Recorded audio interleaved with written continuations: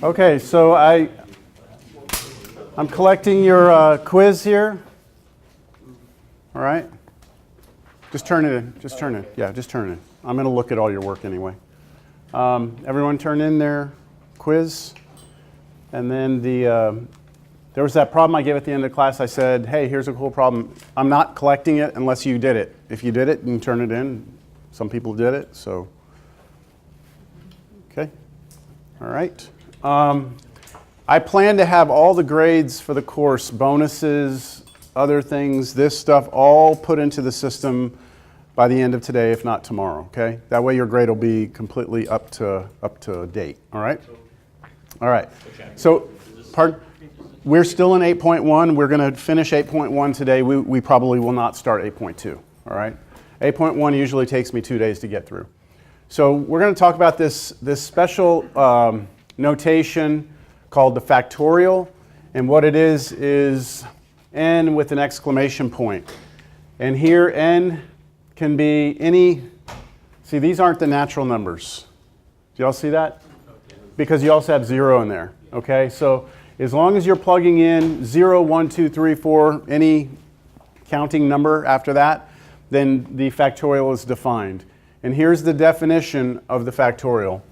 N factorial is equal to n times n minus 1 times n minus 2 times n minus 3 times, and you keep doing that until you get down to 1.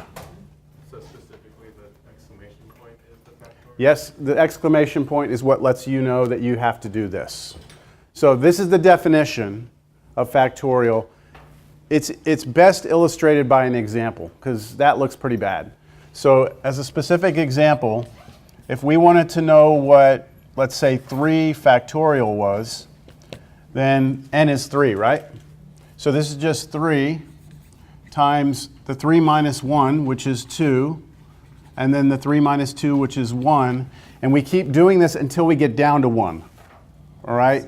So I'm actually not going to do n minus 3, because this is to show you what the pattern is.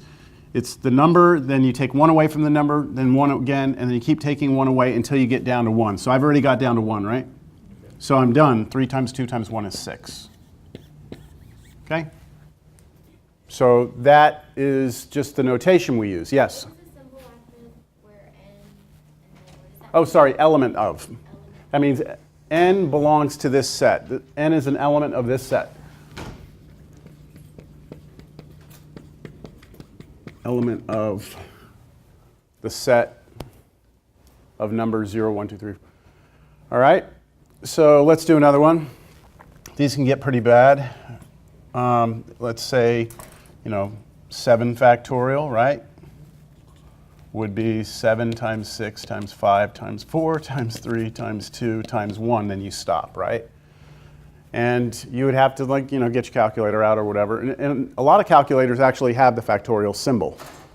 So you can just type 7, then you get the little exclamation point, and then hit enter, and it'll give you an answer. Okay? All right, thank you. All right, so this is equal to something. I don't know what it is, all right?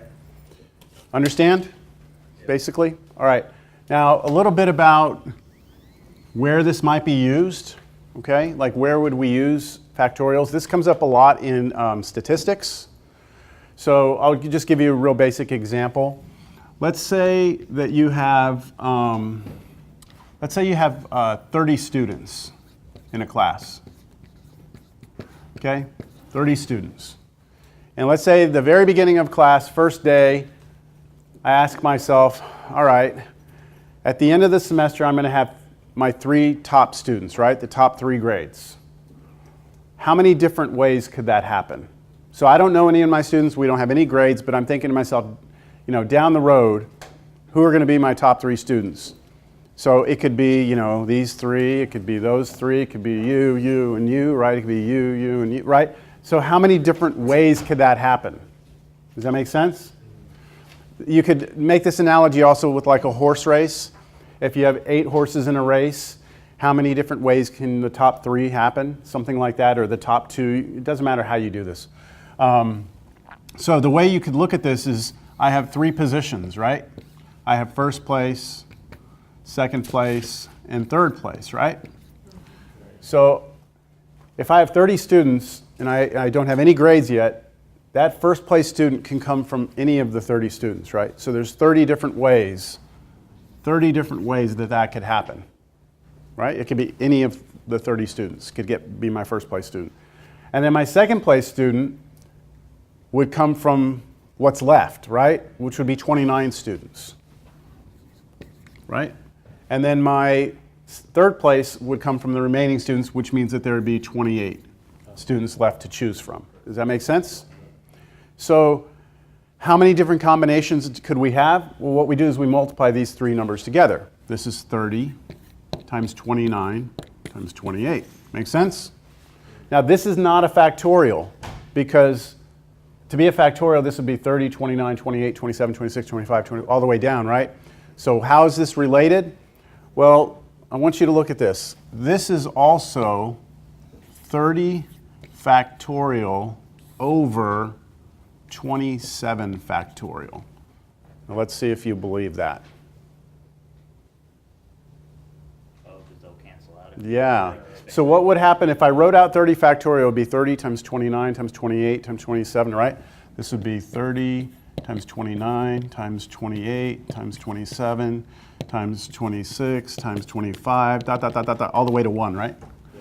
And then the one on the bottom would be 27 times 26 times 25, all the way to 1, right?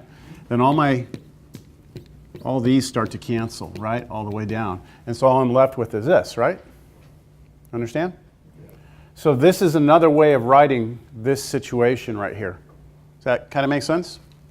So let me ask you this question then. If I had, let's say I had n students.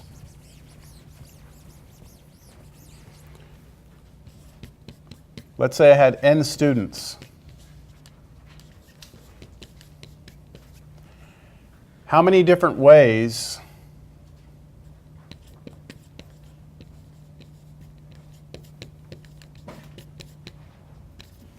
can I have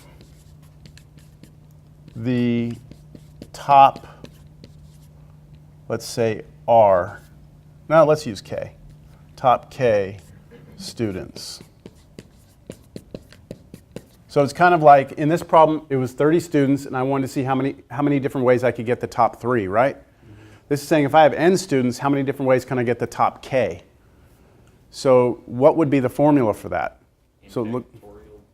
So this is, this top one is n factorial, right?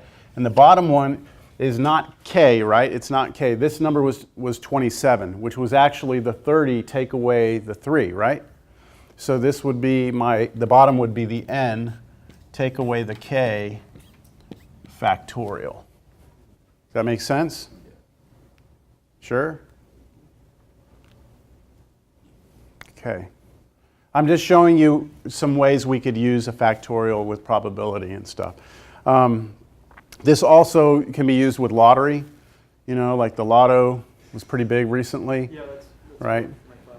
So you have like, I don't know, what, 70 numbers you can choose from? And there's like, what, 5 balls, and then you have to get the Powerball right or something like that? Yeah. So you could look at, when you pick that first ball, how many different ways can you do that? 70 different ways, right? And then that second ball, you can't pick the same number twice, right?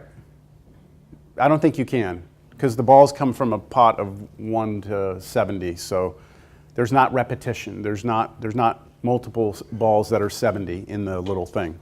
So there's 70, then times 69, then 68, right? And you do that 5 times. But here's the thing with the lottery. The order doesn't matter in the way that you pick the numbers. So like if your first ball is 70, it's the same as if you picked your fourth ball to be 70. So that changes the formula. So this is not the formula for the lottery. But we can adapt it. We can actually make some adjustments. I believe, if I'm not mistaken, all we have to do is multiply by k factorial out here, and that will actually take care of it. But let's not get into that. And then you have the Powerball, which you have to get that ball right. So that multiplies that whole answer by 70. And that's where they get the 300 million different combinations or different ways it could happen. So anyway, you can use factorials to illustrate what's going on. All right? Okay, any questions? We're not done with factorials. I need to show you a couple of really nice properties with factorials. So things that we're going to need. So let's take a look at this expression and see if we can simplify it. If I give you the expression n plus 3 in parentheses factorial over n minus 1 in parentheses factorial, I'd like for us to simplify this, excuse me, where there's no more factorial symbols. So I don't want any factorials left at the end. So let's just start writing things out. What does n plus 3 factorial mean? It's n plus 3 first times. So what, you know, if it's n factorial, it's whatever's here first, then you take 1 away from it, right? That'd be n plus 3 minus 1. N plus 3 minus 1, which is n plus 2, right? And then the next one, n plus 1, it keeps coming down. Then n, then n minus 1. And then we keep on going, right? N minus 2, n minus 3. So this keeps going, doesn't it? Like this? Okay, now on the bottom, what do we have? Start with n minus 1. Then the next one would be n minus 1, which is n minus 2. And then that keeps going all the way till I get to 1, right? But then when they cancel out, Yeah, you see all these, this n minus 1, this n minus 1, this n minus 2, and that n minus 2. And they keep on canceling all the way down. So all you're left with is this right here, right? That's your answer. That doesn't have any factorials in it, right? So this just simplifies to be n plus 3 times n plus 2 times n plus 1 times n.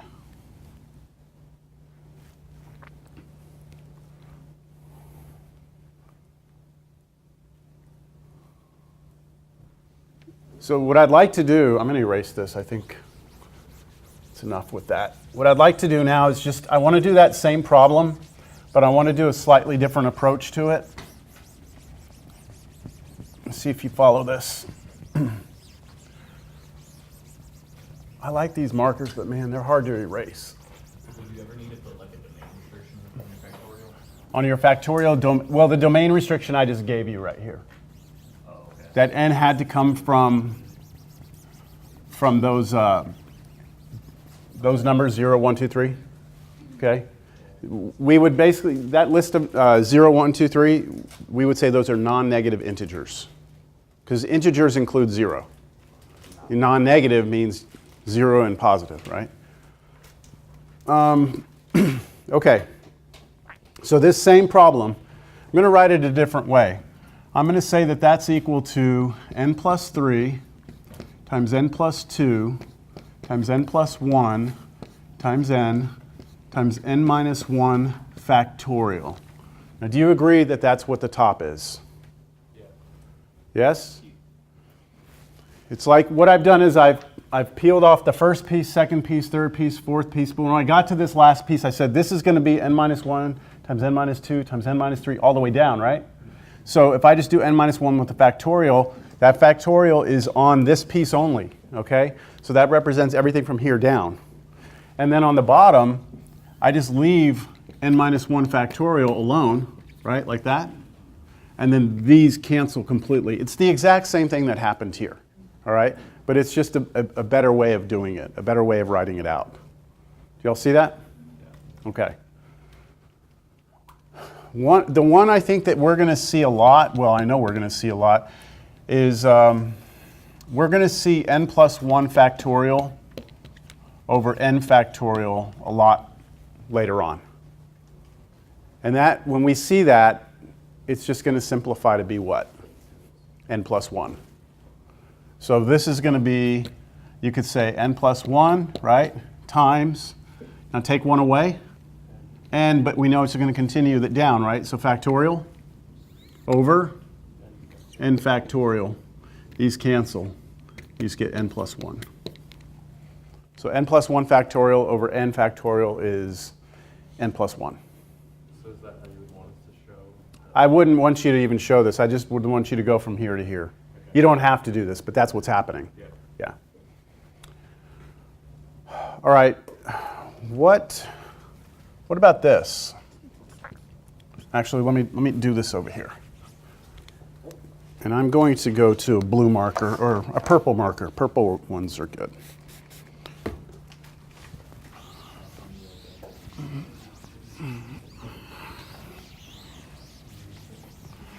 Okay, what about this one? What about, I would like us to compare something. What is n factorial squared versus n squared factorial? What's the difference between those, or are they the same thing? So let's go with this one first. This one is n times n minus 1 times n minus 2 times n minus 3, all the way down till I get to 1, right? Yeah. Okay, but then that whole thing is being squared. And since you have multiplication between each of these, can't you just do the squared on each one, right? Because there's multiplication. So this becomes n squared times n minus 1 squared times n minus 2 squared times n minus 3 squared times dot, dot, dot, all the way down to 1 squared, which is just 1, right? So that's what the first one is. Is that the same as the other one? No. Okay, let's see why. How would I write this one out? The first piece is what? N squared. The second piece? It's that minus 1, right? N squared minus 1. Okay, next piece? N squared minus 2. N squared minus 3. Dot, dot, dot, all the way down till I get to 1, right? And it's, I hope, obvious to you that these two are not the same thing, right? Questions on that?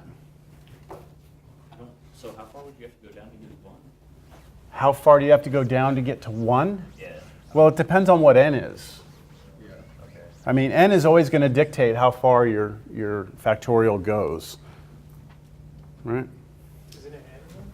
Pardon? Is it not n? Oh, how many factors will you have? Or how many steps we're going to take? It's n. You should have n factors. Yes, there should be n of these. So if n is 3, it's going to be 3 times 2 times 1, right? So you'll have 3 of them. If n is 100, you're going to have 100 of these. Yeah. I didn't realize that's what you were asking. Okay, yeah. Okay, so now, next thing I want to look at is 2n factorial versus 2n factorial. So does the parentheses make a difference? So let's start with this one. This one means 2 times n factorial, n minus 1, n minus 2, dot, dot, dot, till I get down to 1, right? So that 2 is just sitting out front multiplying, right? Whereas in this one, you start out with 2n, don't you? And then the next one is that minus 1, 2n minus 1. And then the next one is that minus 2. And then so on and so forth till you get down to 1. And those are not the same, right? Those are different. So the parentheses makes a big difference, doesn't it? All right. Now,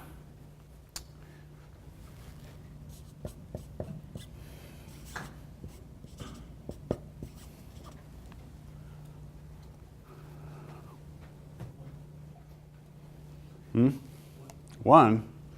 That doesn't make any sense. You're right. But why is it 1?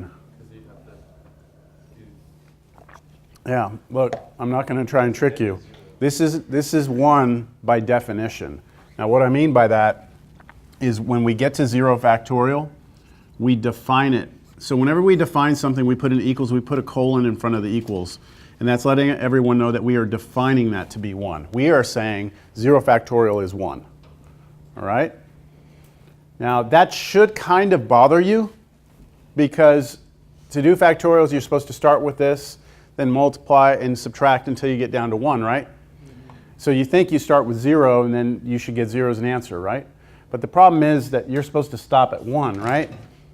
And you're already past 1 at 0, right? But we have to define this this has to have meaning in statistics. 0 factorial has to have meaning, so we define it to be 1. All right? So you're going to have to kind of take that one on faith. Now, I don't want to just leave it like that because that seems incomplete. But what about 1/2 factorial? I just told you that that's not allowed, right? Right? So I'd like to show you something real quick. We're going to go to Wolfram. Why did you put the 2 dots on the equal sign? That's what we use when we say we are defining something. Is that the same as the 3? No, that's an equivalence relationship. That's different. Yeah. Okay, so I'm going to go to Wolfram Alpha, and I'm going to type in first 4, like you yell it. Look at that, it already has 24 here for me. Can you all see that? Right? So what is going to happen? Let's see what happens when I type in 0 factorial. 1, right? You see that? It's 1, all right. What's going to happen when I type in 1/2 factorial? What happened? Let me hit enter. There we go. The exact result of that is square root of pi over 2, which means that there's something happening. There is a definition of a fractional factorial, all right? But how are they getting it? You see this right here? What is that? The upside down L? So do you remember? No, it's that's the gamma function. Let me see if it does more here. No. Okay, so let me type in here gamma function.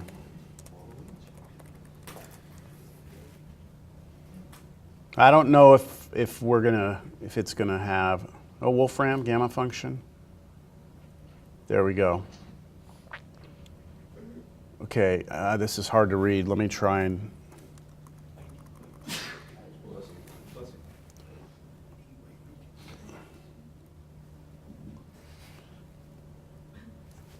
Okay, so the gamma function is defined to be n minus 1 factorial. I'm sorry it looks so bad. It's not my fault. As long as n is 1, 2, 3, 4, 5, this is well defined. But if you try and put in a fraction, things get messy, and therefore it's defined by an integral. All right. So that if you restrict the domain of the gamma function to integers, it's well defined, like we just did, factorial. But if you plug in things like 1/2, it turns into this integral. And so what I'm telling you is that factorial is defined over fractions, but we will never deal with that in here. All right? And that's why 0 factorial is 1, because this is the more general. Let me see if they have a better one here. There we go. There it is. That's the one I was looking for. So gamma of n plus 1 is n factorial. So the gamma function evaluated at n plus 1 is the same as n factorial. But that is the same as this integral. That's hard to see. It's an improper integral. It's the integral from 0 to infinity of, I guess they're using just a variable here, tau. It could be x. Can't even read that. Yeah, it's too blurry. It's an image. It's like a JPEG. But this integral, this improper integral, will spit out the same thing that the factorial does, but you can plug fractions into it also. And that's why 0 factorial turns out to be 1, because if you do that in here, you get 1. All right? But what's even more amazing about this is that, you've heard about that famous $1 million question, the what's that famous one? I thought we were talking about it in here. Are you talking about what's his face? What's his face? Yeah, we were talking about it here. There's a famous $1 million problem trying to find the Riemann zeta function and trying to find the zeros of it. Anyway, it's related to this also. We're going to let it go. Application? Pardon? Is this still like for statistic application? Yes, yes, because you can do factorials of non-integers.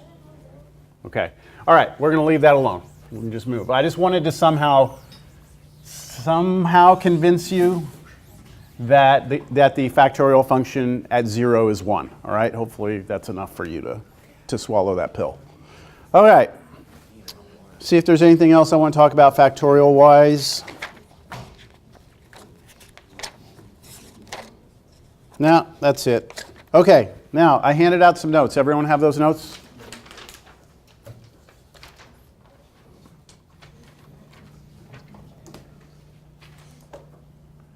So sequences. Our goal here from this point forward in 8.1 is to try and figure out if the sequence of numbers that we have are going towards a specific value. Do they have a limit? So first we have to make sure we understand the notation that we're going to use. So if we're given a sequence, this is the notation we use for a sequence, we will say it has a limit of L, and we will write one of two things. We're either going to write the limit as n goes to infinity of a sub n, which is our sequence, equals whatever the limit is, or we're just going to write a sub n with an arrow pointed to L. So if you ever see me write a sequence down with an arrow pointing to a number, then I'm telling you that that number is the limit of the sequence. That's what that sequence is headed towards. All right? So as n gets big, those numbers in our list start to get closer and closer to some number. If we can, yeah, I think that's good enough. All right, so if we have a limit, we will say that the sequence converges, or that is a convergent sequence, if the limit exists. If the limit does not exist, we will say it diverges, or that the sequence is divergent. So these are similar terms to the improper integrals, so it's not brand new stuff. So I want to, don't look at this theorem yet, I just want you to look at the picture. And I want you to just ignore the red for now, okay? Ignore the red. We talked about last class that our sequence, if we graph them, are just dots, right? So you plug in 1 to your sequence, it spits out a dot. Plug in 2, it spits out a dot. That dot is just a number, right? And this picture right here shows where we might have where it looks like this function has a limit. So here's a limit, which is some number, and it looks like the sequence of dots is getting closer and closer to that L, right? So it's very similar to what we did in Cal 1 when we had limits. It's just dots approaching a line instead of a nice smooth curve approaching a line, which leads us very, very nicely into the first theorem for sequences that says that, let's say that we have a function of x back in Cal 1, and we let x go to infinity, and that function has an L, a limit, right? So now look at the red. We have a function. Let's say that that function is headed towards L. And then we come in here and say, hey, look, we're going to define a sequence based on that function. And that sequence is just going to be that function with its domain restricted to the natural numbers. Then it's going to be just the dots that are on that function, right? Instead of the nice smooth curve. So this theorem says that if the function goes to L, well, then our sequence has to go to L, right? If our sequence is just dots on our function, and our function goes to L, then our sequence has to go to L. It would be impossible for it not to. Does it make sense that that's true? Yeah. Sure? Squinting your eyes. Yes. If this red curve is approaching that green line, and my black dots are on that red curve, then my black dots have to go towards that green line also, right? Now this is very helpful, very, very helpful, as I'll illustrate here in our first example with this. So as an example, let's do something pretty basic first. Let's find the limit as n goes to infinity of 1 over n. Now this is intentionally supposed to be easy. First, let's write out the sequence. This would be 1, 1/2, 1/3, 1/4, 1/5, right? Dot, dot, dot. That's what the sequence looks like. We plug in 1, we plug in 2, we plug in 3. That's our sequence. The question is this list of numbers getting closer and closer to some number? Is it? Yeah, so just take this limit. Okay, so this is our sequence, right? That's our sequence A sub n. Take that limit, and we can go back to what we already learned in Cal 1, and that's if you have a number on top that's fixed, right, and your denominator gets huge, then this thing is going to go to 0, right? So this limit is 0. So we really didn't need any sort of special formulas or anything like that to figure that out. Agreed? Okay, so let's try something else. What about, let's look at the sequence n plus 1 over 2n plus 3. And my question is, does this converge?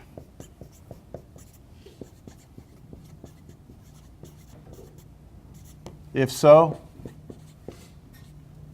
what to?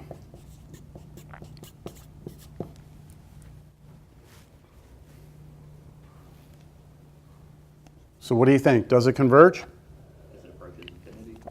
As n goes to infinity, does this list of numbers get closer to some number? I'm going to write out the first few here. If I plug in 1 for n, what do I get? 2 over 5, so 2/5. And then what comes next? 3 over, plugging in 2, so 3/7. And then 4/9. Y'all should recognize the bottom because it has a 2n in it, that it should jump by 2 each time. And then the top is just like an n, so it's going to jump by 1 each time. So we should be getting 5/11 next, right? And keep going. Yeah. So the question is that sequence marching towards a number or not? If so, what is it? 1/2. So how are you getting 1/2? L'Hopital. L'Hopital, right? Okay, so when you take this and you look at this and you say, all right, I've got, if I let n go to infinity, right? If I take the limit as n goes to infinity of this, n plus 1 over 2n plus 3, then if n goes to infinity, the top goes to infinity and the bottom goes to infinity, right? Right? Which means L'Hopital, right? But there's a problem. L'Hopital's rule requires that you take a derivative, right? And the problem with this is that when you take a derivative, back in Cal 1, if I give you a function, I say, hey, what's the derivative at that point? The whole idea of the derivative was that we were going to grab another point here, try and find the slope of the secant line, and then we were going to take this point and start to move it over towards that point. And so basically the derivative was a limit as this point got closer to this point, yes? But we're not on a smooth curve here. We are on a sequence. And so we're at points, right? So if I say, okay, you know, what's the derivative of a sequence? How can you do it? You don't have points. You can't say, okay, I'm going to take that and move closer to this because there is no closer. It's a big jump, isn't it? So you cannot take a derivative of a sequence. It's not possible. But the theorem we just had said that if you look at a function of x and it has a limit, then whatever its limit is the same as the sequence restricted to the natural numbers. So to do this, we're still going to use L'Hopital's rule, but we have to use the theorem. So what I'm going to do here for this is I'm going to say let f of x, I'm going to define a function to be x plus 1 over 2x plus 3. All right? I'm defining a new function. All I'm doing is I'm replacing the n's with x's, right? This is a well-defined function. And if I look at this function and I take the limit as x goes to infinity of x plus 1 over 2x plus 3, then I know that that goes to infinity over infinity. And I can use L'Hopital's rule on this because it's a function of x and x is a real number as opposed to this, which is a function of n, and n are natural numbers. So I use L'Hopital. So this by L'Hopital's rule is equal to the limit as n goes to infinity, not n, sorry, x goes to infinity of, well, what is the derivative of the top? 1, derivative of the bottom, 2, and that's just a constant, that's just 1/2. So the limit of this function is 1/2, right? That's where the function's heading. This is that function, but just dots along it. So whatever the limit of this is, that must be the same limit. So by the theorem, I'm going to answer your question, hold on. By theorem, we get that that equals 1/2. Okay, question. But what if 1/2 doesn't lie on, like, I don't know, it doesn't matter if it's not on the real numbers, right? What if what? Like, if it's like, the fact that it's a fraction, it doesn't matter. Remember, this is the output Yeah, the of the function, not the input.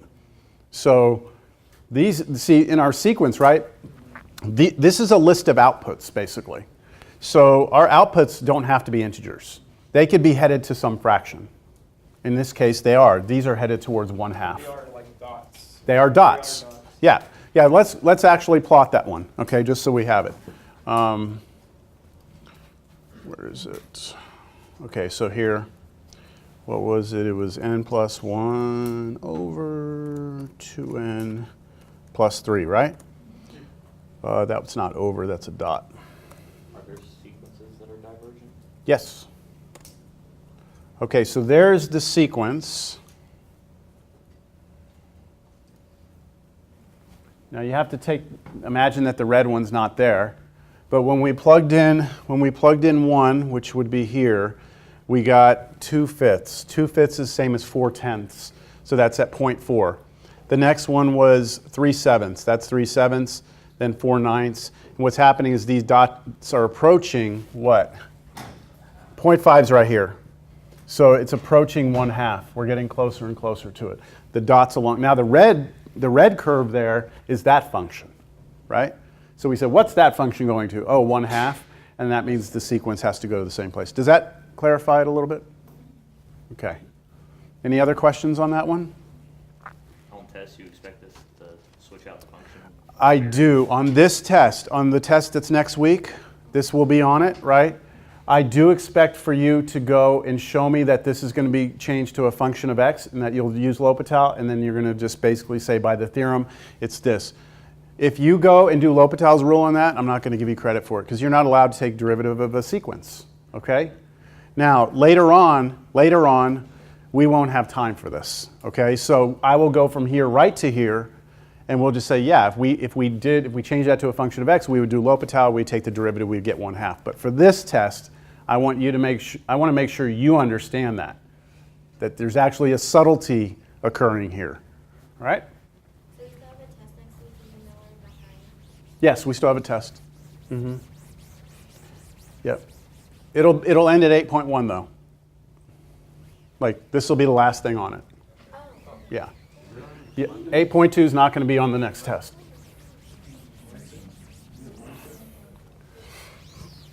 When is the test? Wednesday? Yeah, a week from today. Now we're going to start 8.2 next class though. All right, we will start 8.2. All right, next idea here. Let's take a look at a few more sequences.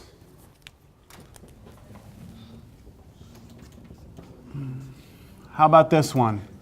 A sub n equals sine of n. Converge, or does it diverge?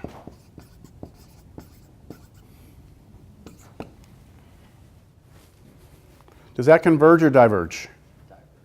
Diverge? Why do you think? It's oscillating. Yeah, because if I take the limit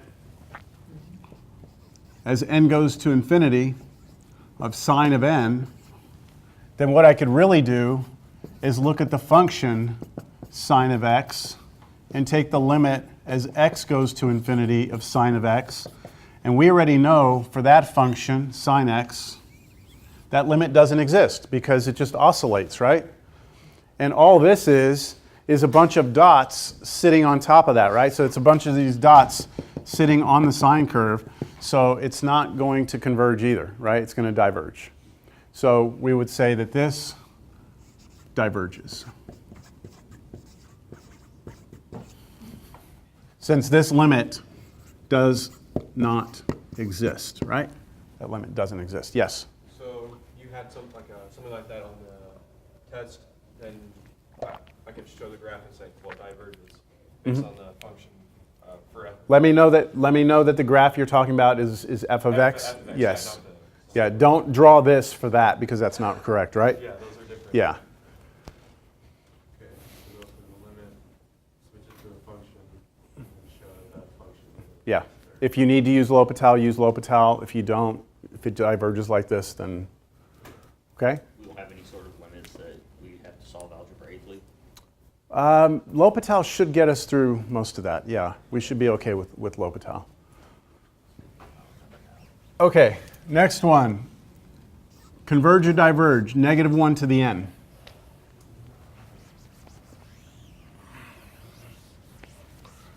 So I want to take the limit as n goes to infinity of -1 to the n.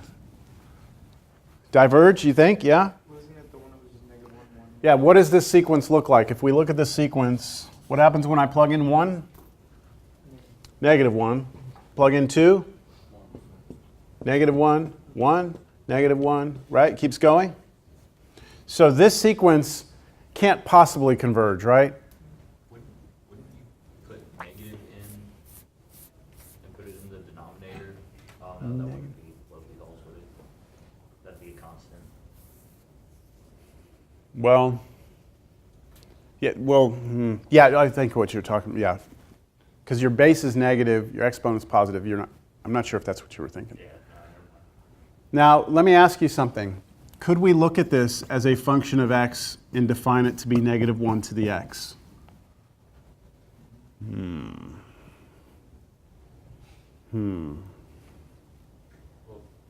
can't you technically not, because that, Pardon?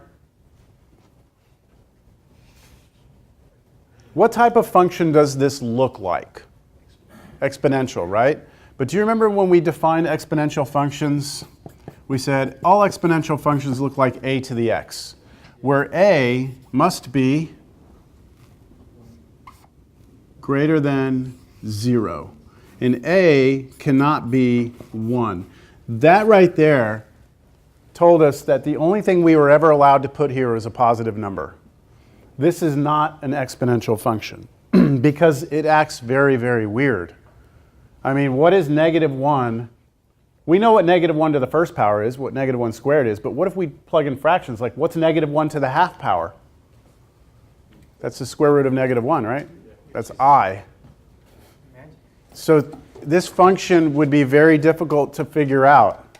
If you type it in your calculator, I'm not quite sure what it's going to do. Yeah, let's find out. I wonder what Wolfram will do with this. If I ask it to plot, let's ask it to plot -1 to the x. And I'm pretty sure we're going to get some crazy looking thing if we get anything at all. Yeah, so it's like talking about real parts and imaginary parts, and yeah, no, that's not acceptable. It is not. It is not a couple of things that look like sine curves and stuff like that. Okay. Did you get something? Are there dots? There's a bunch of stuff missing. So your calculator is trying to evaluate things it can, and things it can't, it's just like giving up on and moving on. It's like timing out. Okay, so the point of this example is to let you know that you cannot convert this to a function of x, okay? That's not possible here. And because you can't convert it to a function of x, you just have to look at the pattern itself here and realize, look, I mean, it's obvious that this is not converging, right? I mean, these are always just going to be off by what, 2? Like if you plotted it, it's just like, it's like boom, boom, boom, boom, boom, boom. How does that converge? It can never converge, right? So this is divergent. Now rest assured that that there is a precise way to prove that using what we call the delta epsilon. proof. So a pure mathematician could prove that that's divergent using the rigorous definition. But for us, we're just going to look at it and be like, yeah, no, that's divergent, okay? Because I think it's obvious from the picture.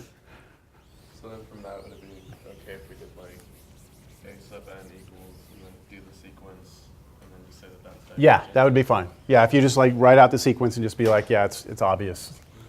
Okay, let's try another one. What about this one? N factorial over n plus 1 factorial.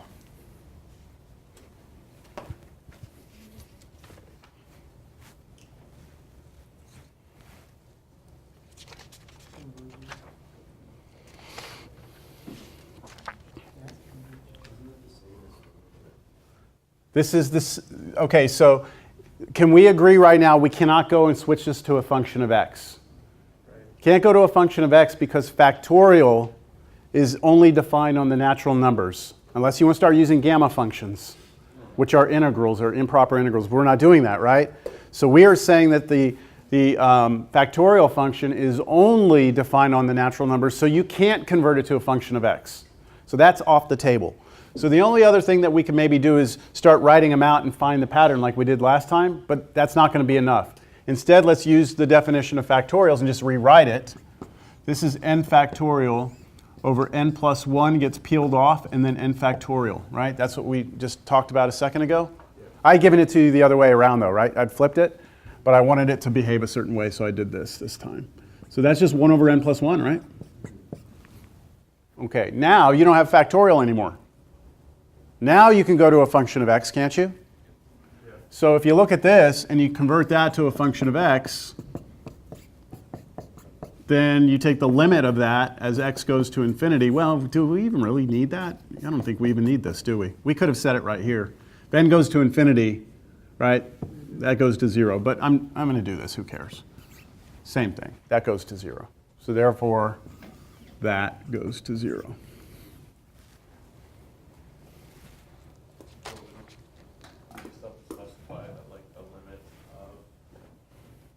Sorry, this was supposed to be an arrow. Arrow. That arrow says if I take the limit of that sequence, it goes to 0. Remember I said there's 2 notations. So I messed that up, but I can fix it easily by just putting the arrow in there. Okay. So this one converged. How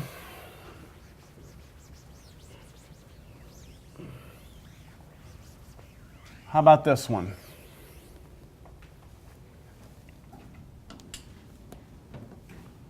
A sub n equals sine of n factorial, sorry, I was thinking, over n squared plus 1.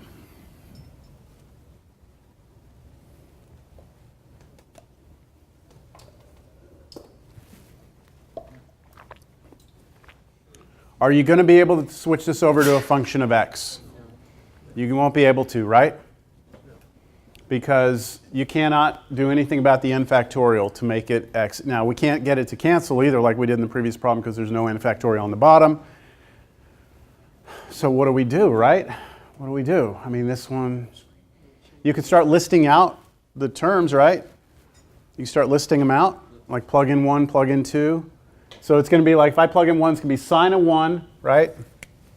So the first term would be sine of 1 over 2, right? 1 plus 1.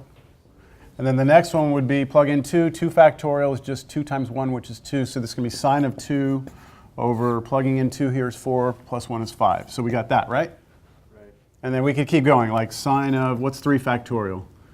3 times 2 times 1, so 6, right?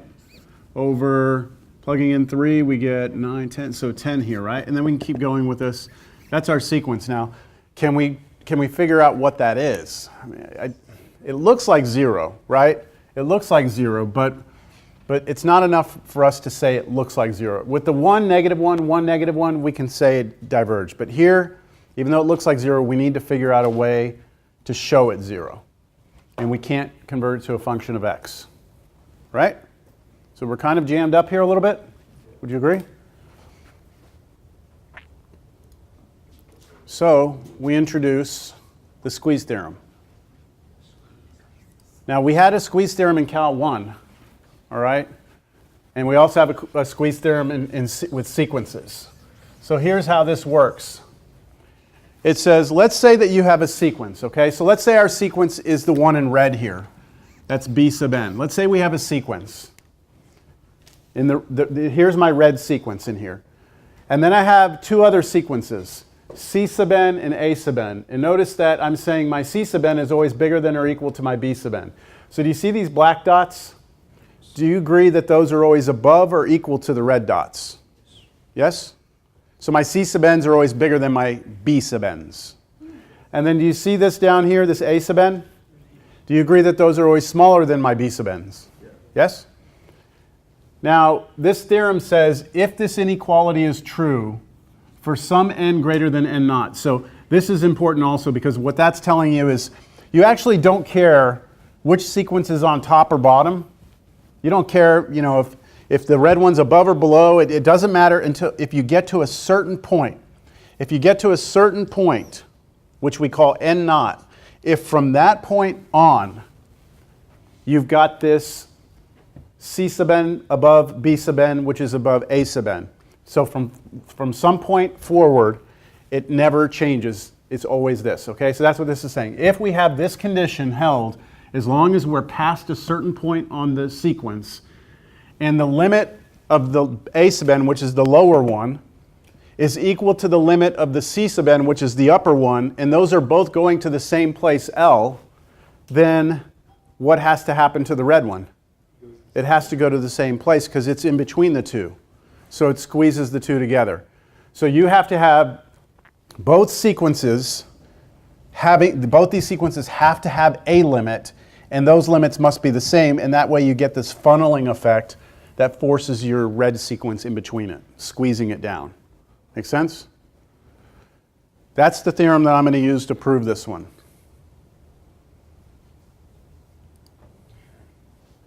Okay, so let's go back to the problem that we had, which was A sub n was equal to sine of n factorial over n squared plus 1. So what I need to do here, I need to take my sine of n factorial over n squared plus 1, and I need to try and see if I can't squeeze it between two sequences. So I have to actually come up with these sequences myself, all right? I have to generate these. And then not only do I have to generate these two sequences,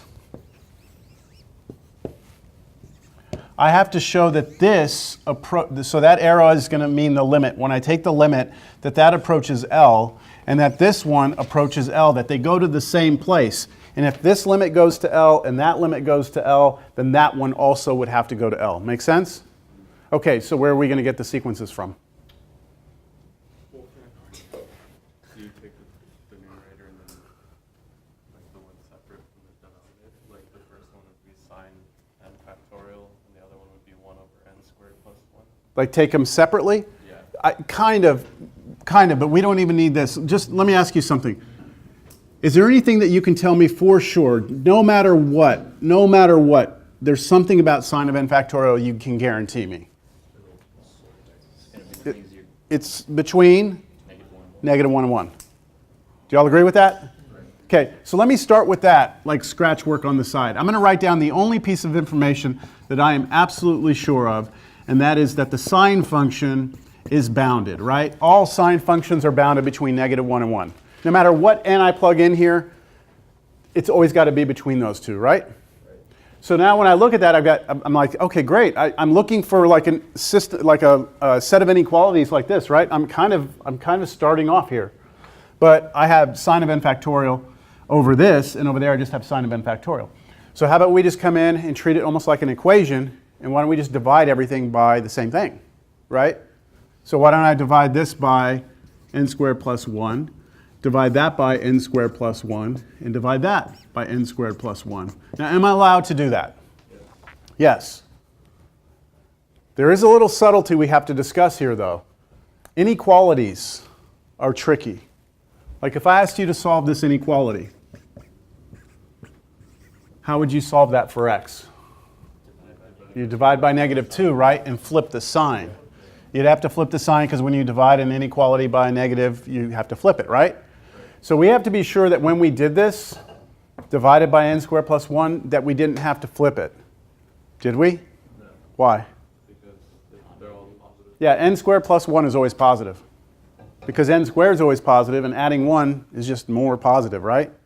I guess n squared could be 0, but only if we were letting n be 0. But n can't be 0 because, remember, this is a sequence, so n has to start at 1, right? So we are definitely safe to divide by n squared plus 1, aren't we? Yes. All right, so nothing flips. So check it out. Look, I mean, wasn't I trying to squeeze this between two things? I've got it squeezed. Now I have to see if both of these go to the same place. So if I take the limit, okay, so I'm not just going to write here, limit n goes to infinity. If I take that limit and then I take this one, limit n goes to infinity, what can you tell me about those? Fixed number over something that gets infinitely big, right? That goes to 0, okay? Fixed number over something that gets really big, that goes to 0. They're going to the same thing, right? Since they're going to the same thing and this one's in between, that one has to go also. So that's it. So the answer is that this must go to 0 by the squeeze theorem.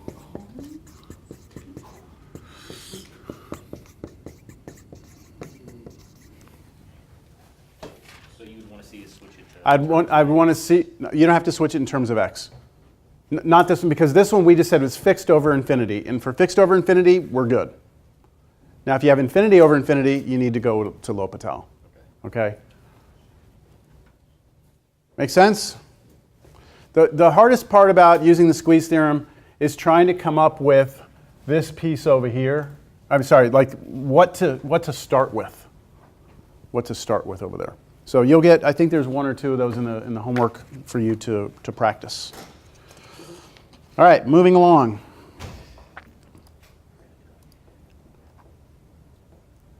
Another theorem.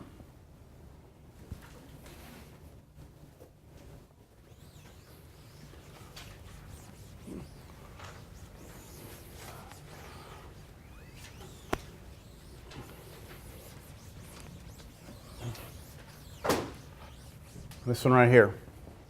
If the limit as n goes to infinity of the absolute value of a sequence is 0, then the limit of the sequence itself is 0. Okay? What do you mean? What's the limit as n goes to infinity of -1 to the n over n? So if you look at that, you are not allowed to switch that to a function of x because you got -1 to the n, and so you can't do that. You might be able to try and squeeze this. You could use a squeeze theorem on this, but you can also use the theorem I just gave you. So what the theorem I just gave you says is if we take a look at this and take a look at its absolute value, and see what happens, then, well, let's see what happens.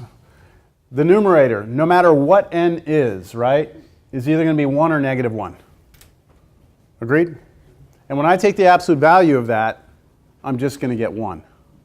So this is the same as 1 on top over, and then the absolute value of n, well, n is already positive, isn't it? It's got to be 1, 2, 3, 4. So that's just going to be n. And what is that limit equal to? That's going to 0, right? That's a fixed number over something becoming infinite. That's 0, right? So the limit of the absolute value of this sequence, the limit of the absolute value of that sequence goes to 0. So what does the theorem tell us? That goes to 0 also.